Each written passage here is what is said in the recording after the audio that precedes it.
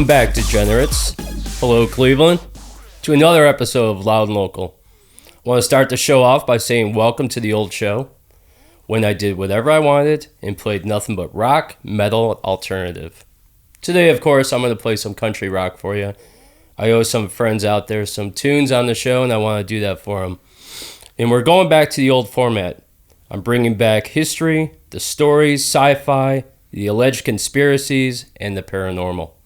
I also want to welcome Jim Bellinger, my buddy, to the show. Hi, Jeff. Nice to be here today. Nice to see you, Jim. You're looking good. Thank you. So we're no longer just playing local music. I'm going national. We're going to start playing bands from all over the United States and global as well.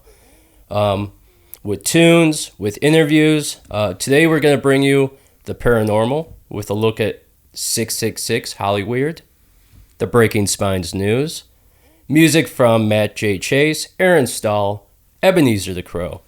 So let's get ready to get weird with it, okay? Sounds good. All right, cool. So I sat down last night and I was putting a few things together about the direction of the new show and where we're going and some of the guests we're going to have on. I also want to say that Loud and Local is available on YouTube, Facebook, SoundCloud, and Buzzsprout. Soon we'll be on Podbeam, Spotify, and Twitch. Okay, so what's coming to Loud and Local, you might ask? So as guests coming on the show, we have Bart Tompkins. He's a quantum mechanics analyst from CERN. Very cool. Are you familiar with CERN?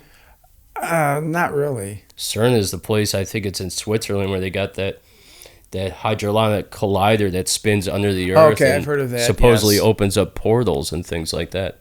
So we're going to ask him some questions. We also have Gregory Nicholas coming on. He's an author and celebrity psychic. A good friend of mine. He's very cool. David Kovach of Sacred Vortex. You know him. Yes, great guy he is. Yep. What a hard worker. Very hard worker. They're opening up the new spot in Ohio City. Yeah, we were there a couple weeks ago. Yeah, we saw it before. We got to see it before it gets torn down and replaced with his stuff. I can't believe what he's going to have to do to get that place ready with all those huge tanks, with all the... Those tanks are amazing, right? Yes. Yeah, he's going to be able to brew on a mass scale now and get it out to every single person. So also coming on the show, we have Dwayne Farley. He's director of film division with AMG. We also have Mark Berry. He's the CEO of AMG with 35 gold and platinum album tracks. We're going to talk spooky movie soundtrack music with him. And he's just put out a whole bunch of movies, so it's going to be very cool. We also have coming on, you know this guy, Piano Joe Tagliavani. Yes. He's going to be guest hosting. Oh, that's good. We have Lisa Howard, a local legend in the scene. She'll be coming on in February to guest host. And then I also have a very cool interview scheduled with a girl named Tattoo Baby. She's from Chicago. She's on 84.7 FM, The Vault. So not only does she do tats, she does modeling, and she's also a radio star. So we're going to have her come on the show. Also, music by Jim Bellinger, Avenging Scarlet, Mickey Baby, Aaron Stahl, Matt J. Chase, Ebenezer the Crow, Ephraim from California, Jack's Revenge, The Black Roses with Nico Pico Train, Nightmare Empire, and of course, Jim Bellinger as well. Oh, for sure. All right. Some of the cool things we also have coming later on this year is I love chicken wings. You know, I'm a chef. I work in the restaurant industry, and I love chicken wings. We've gone out and had a few in the local eats. Yes, just recently. Local haunts, I should say. So we're going to do the best wings in North Homestead. We're going to check them all out, see who's got the best wings, and we're going to crown the winner in February. Another cool thing coming is we're going to start something called Cover Wars. We're going to be ranking Cleveland's top 10 cover bands. So that'll be fun. I know you have your favorites, and I have my favorites as well. Yeah. Also, we will have, I'm doing an interview with Brian Whitcomb.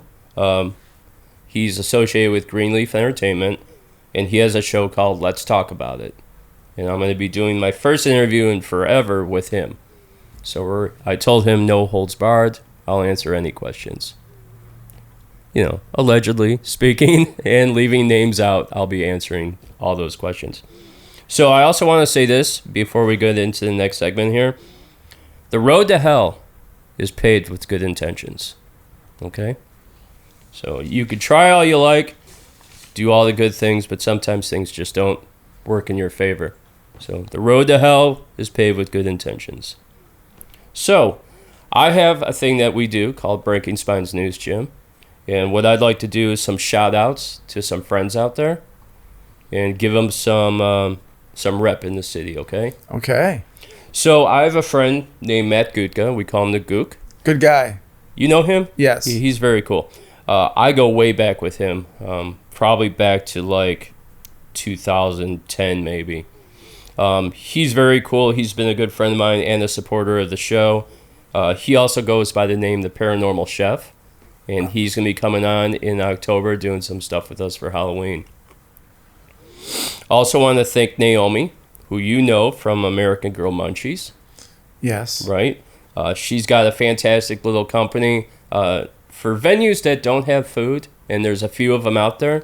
She'll come in, she'll set up a little shop, and she'll sell her munchie food, her desserts. She had probably the best sausage sandwich She did I a ever great had. job at Dunlop's. Yeah, she did a great job.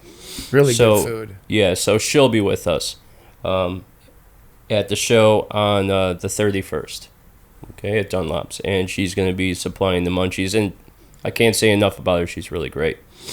Also, I'd like to thank my buddy, Jim, Mr. Moonlight. Everybody knows that we hang out a lot. We're always out on the town, right? So Yes. I want to thank you for being a friend. Thank you for coming on the show. It's very cool. Well, I'm glad to be here. I think we've known each other since last summer, June, so over a year now. Over a year now. Yeah, we've done some cool stuff. We've seen a lot of great shows. It all started in Berea at Front Street. Yeah. On the open mic night, songwriter night on Mondays. I've met so many songwriters there and so many musicians. And yeah, very cool. And we get to hang out a lot, so that's a lot of fun. I also like to thank Dave from Sacred Vortex. I want to thank him for all his mental help for me when I struggle.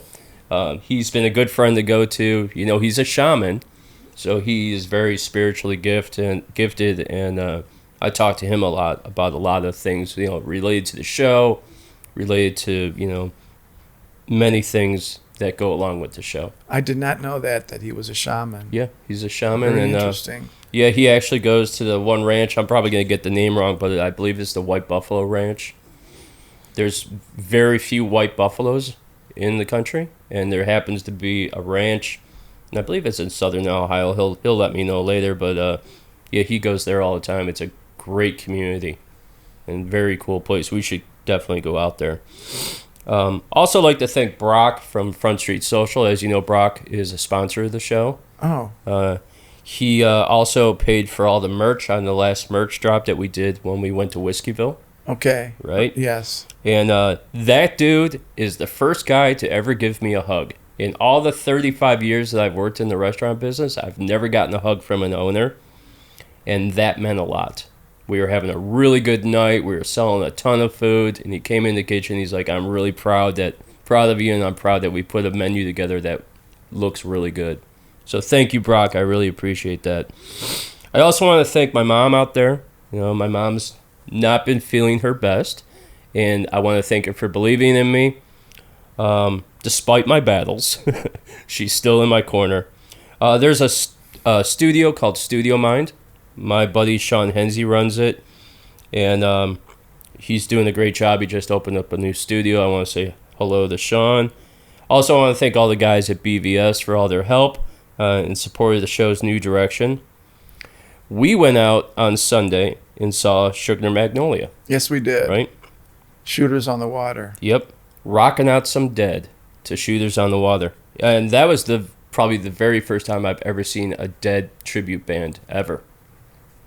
I saw them about a month ago. Yeah. At Brothers. They were excellent, and the guitar player in that band was phenomenal. Yes, they are both fantastic. Yeah, both of them, I should say. They both know how to play really good solos. They're not just doing fast riffs after fast riffs. They actually have spaces in between some of their notes. Yeah, you're exactly right. And it was really good. I mean, it was really... The one thing I'll say about seeing them, it was very chill and very relaxing. You know what I mean? It was a really good vibe that day. It was. It was beautiful out. There was beautiful women everywhere in the flats. They have the same people coming there all the time to see them. They have such a following. They had a great following. So, yeah, we saw the Dead tribute band, Sugar Magnolia, on the patio of Shooters. I want to thank Backstage Bar. We went and saw a show not too long ago as well. We went there. That place is very cool. I also want to thank the Boutique in Wellington. That was a very cool place. Very nice place. That 5-minute storm ended it all, though, unfortunately. Yeah, you're exactly right.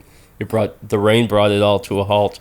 Also, I also want to thank Whiskeyville for their hospitality. That was a very cool night, going out to see the Jam Night that night, watching members of Ebenezer the Crow, Matt J. Chase, rocking out with the Let It Burn band.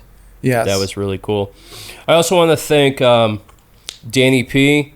Danny, you're out there, buddy. I'm sorry we couldn't make that show happen. Shit happens, okay? So Danny P. lives in North Olmsted. He's in the blackout as well right now as we speak. And he's a very cool hip-hop guy. And hopefully down the road we could do a show. I'm working on some stuff and for next year, so maybe we could get that done. And then there's also another guy that I never get to get him on the show or his music, but I'm going to see him in November for the Rust Belt Rock Showcase, the one that you're playing on, and that's Tom Matheny of Highway 41. Oh, yes. So, Tom, I'm looking at you. I'll see you in November. Okay, and then the other thing that was really fantastic when we were at Shooters is I bumped into an old friend named Matt Cruz, and he was a bartender at Redstone when I was the executive chef at Redstone. This is going back to like 2010 in Battery Park. And that's where I really carved out a reputation for myself in the scene. Wild times back then. So it was cool to see him, to catch up with him. And but the friends and family that stick by me as I go through this crazy life and crazy stuff on the show is very cool. So also what I would like to do is talk about Rockstar Radio. As everyone knows, I signed with Rockstar Radio this probably about a month ago. I decided that the show isn't really for Rockstar Radio. In my opinion, Rockstar Radio is the leader in rock and metal in Cleveland as far as shows go. I'm just a podcast. I'm just trying to have a little fun in this crazy world. And, like what I do is a little bit different than Rockstar Radio. So as I forge ahead, I wish Rockstar Radio continued success. And you're familiar with that station. They're really good. They're now playing Avenging Scarlet. They've got some really good music on there. A lot of people don't know that I have a company called Black Rose Records. I started my own label almost 2 years now, beginning with my partner. Back then I had probably the most fun I had in my life getting that off the ground. And what a lot of people also don't know is I've been doing booking since 1999. I learned everything from Mitch Krasinski from Spotlight Talent. We did some big-ass sold-out shows. Continued to do shows, as you know, on and off. And I'll continue to do shows next year as well. I have just a few shows left in 2024. We finish 2024's season in November on the Rust Belt Rock Showcase. So I'm going to be doing a few collabs next year. I'm going to be helping friends get on some headlining shows and working with some other promoters and some other record companies, bringing different things. A lot of festivals. Good, I hope so. I love festivals. And I think you should definitely be playing in some festivals next summer. All right, we'll work on that together. And also, I've kept this secret for way too long. I have not shared this with anyone, and for certain reasons. So here you go, you filthy animals. Loud and Local is in talks with producers of shows that I love to watch. And if you've been paying attention, you know who they are, okay? And I'd like to say thank you very much to AMG Sony for loving our show, helping with the EPK. So let's strap in and get ready for takeoff, okay? Yes. All right, so I have something very cool to share with you today, Jim. I like to put together stories and history about certain things, and I jump around a lot, okay? So you're going to love this. And this episode is called 666 Hollyweird. There's a lot of weird things going on in Hollywood, a lot of stories. You've heard the P. Diddy stuff. You've heard about Bohemian Grove. We were just talking about that earlier. You've heard a lot of crazy things about Hollywood, right? Absolutely. A It lot never of ends. Satanist stuff going on. So we're going to talk a little bit about the devil in the music, okay? So from Slayer's Rain and Blood to Stryper's To Hell with the Devil is in the music. Devil's in the details. People talk about record contracts and stuff like that and signing them in blood. I believe Lita Ford tried that, but the blood dried up and they had to redo the contract.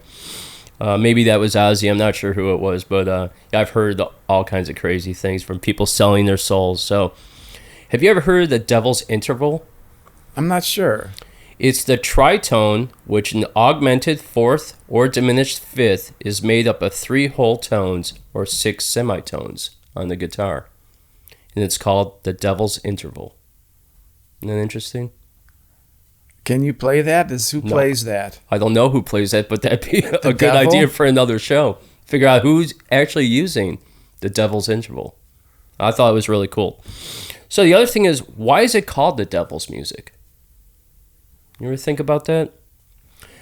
The label Devil's Music has its roots in the early 20th century, a time when the blues was just starting in the American South.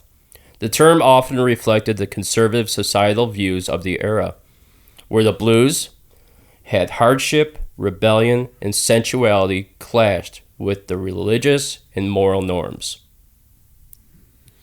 That's pretty complicated. That's very complicated.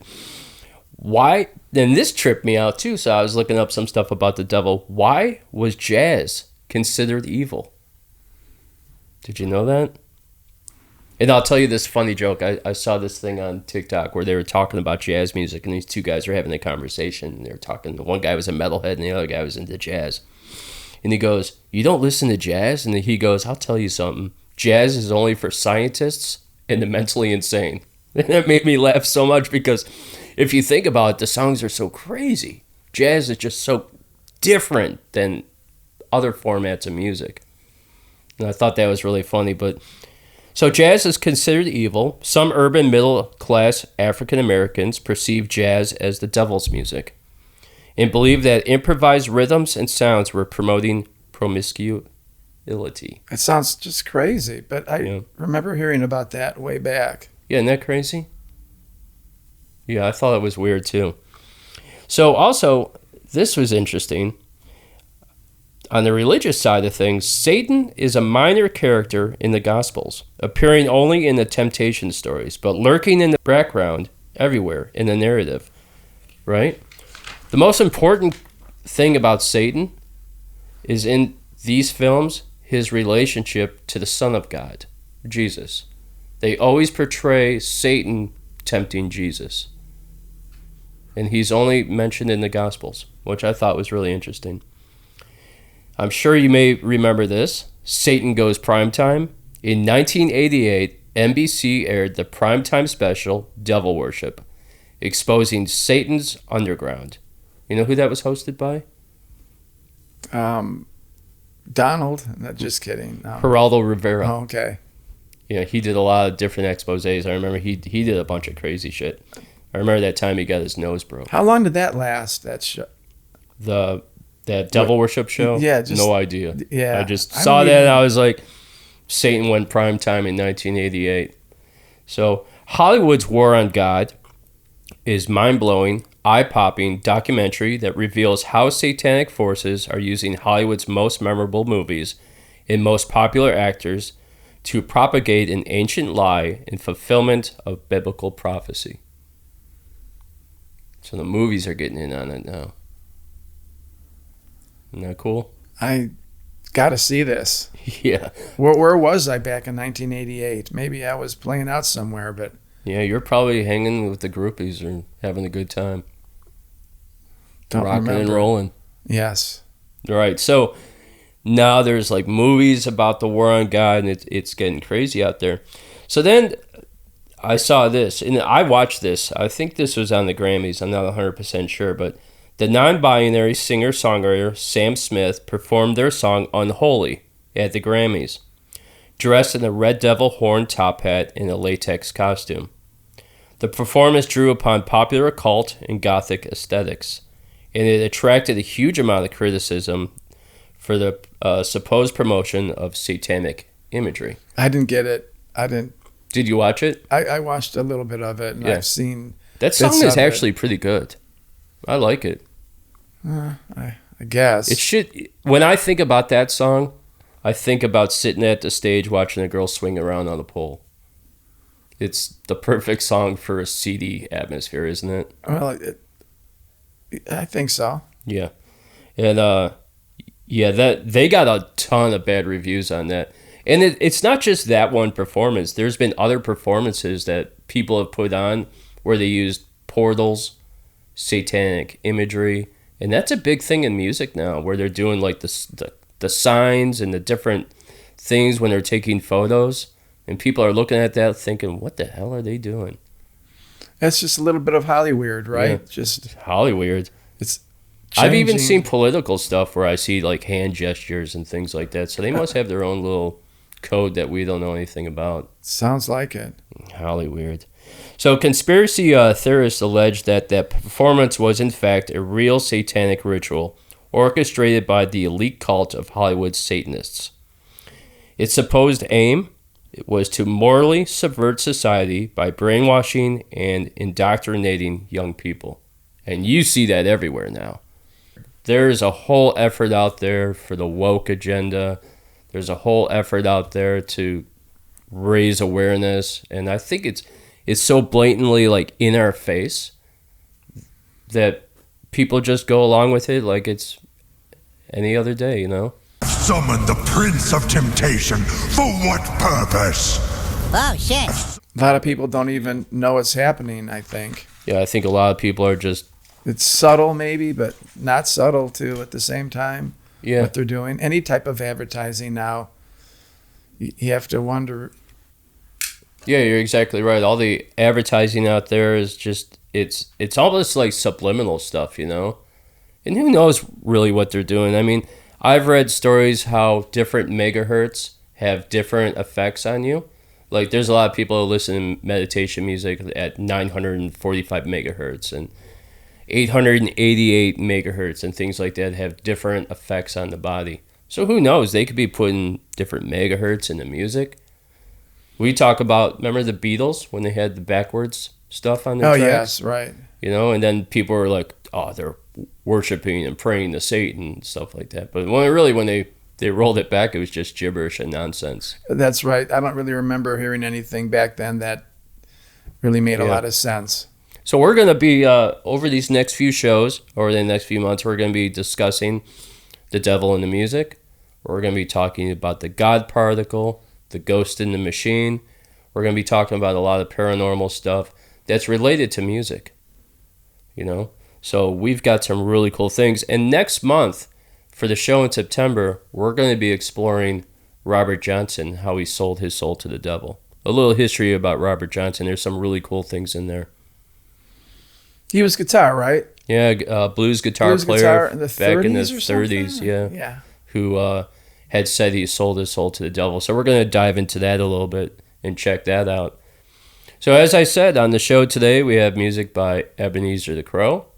We have Matt J. Chase and Aaron Stahl. I also want to thank our advertisers, Zenify, the local guy for Zenify is sitting right here with me, Jim Bellinger. The one and only, yes. It's the greatest product in the world. Tell me a little bit about that people don't Zenify. know about it. This one scientist, many years back, he wanted to invent something that killed odors, but did it in a way where he was using non-toxic chemicals. And he actually came up with something, and it's made of various plant oils like rosemary oil, thyme oil, geranium oil. Very cool. Sodium lauryl sulfate is in it. I spray it in my throat.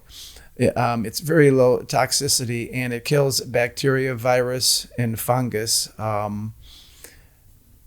and it's non-toxic. And as a matter of fact, one of the main things that I'm pushing to Zenify is for shingles. You spray it on shingles and the shingles pain goes away, and that's the only product in the world that does that. The only problem that I see is not enough people get shingles, darn it. Yeah, maybe we can... We need more sick people. Right, exactly. Well, Jim is the guy to go to.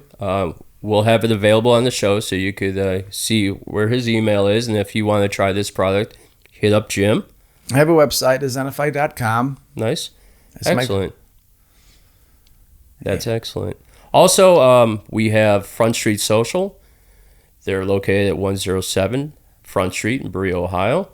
And they're also a sponsor of the show. And as well as Dave Kovach's new location, Sacred Vortex, is also a sponsor of the show. And I want to thank those guys for sponsoring. It's been great having you on the show. Oh, it's been fun, yes. It's been fun talking about Hollyweird and all the cool stuff that Loud and Local has coming up over these next fall and winter and going into next year. Because Cleveland, we're not going nowhere. We're going to be around for a while. That's right. So I want to thank you, Jim, for joining the show today. I'm Jeff James with Loud and Local. Peace. Thank you. Have a good day.